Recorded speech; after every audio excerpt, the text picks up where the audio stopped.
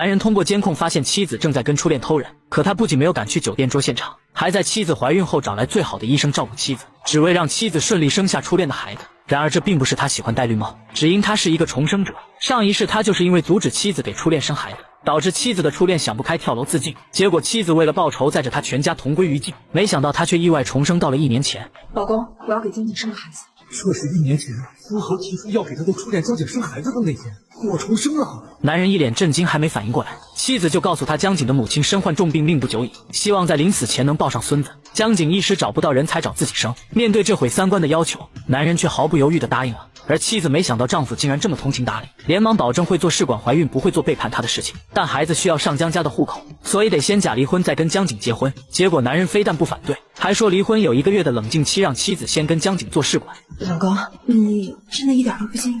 当然介意，这个世界上哪会有男人不介意自己的老婆替别的男人生孩子这件事儿？况且我曾经那么爱你，害怕你有心脏病怀不了孩子，我还为你做过结扎手术。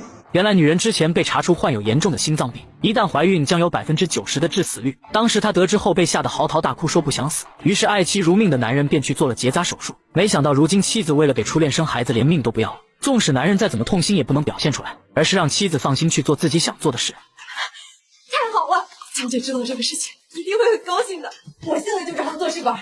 男人随即让秘书调查妻子跟江景的私下关系，并在心里发誓这一世要让这对小可爱付出代价。随后秘书就把查到的资料交给他，结果却发现妻子竟然已经怀孕1个星期了，而且还是自然受孕。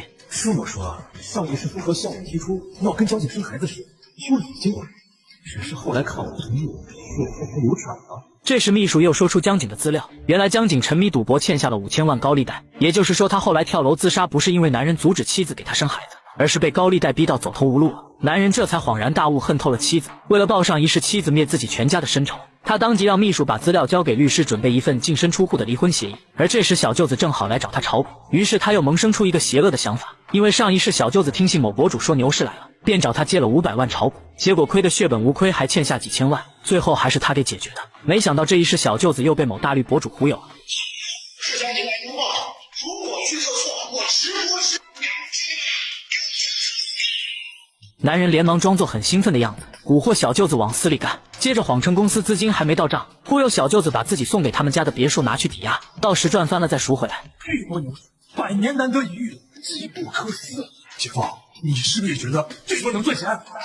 是，我今天晚上就把家里房子给卖了。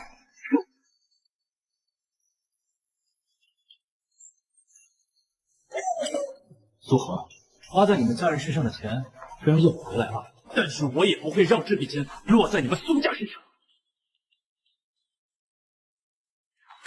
老公，我怀孕了。我听说试管怀孕至少要2个月的周期，而且是不孕自孕。你怎么这么快就怀孕？嗨，是因为我之前行孕的时候做过试管嘛，所以这次就跳过了准备期。老公，我先不跟你说了，我今天约好跟闺蜜一起庆祝的，我今晚就不回去睡了啊。好，那你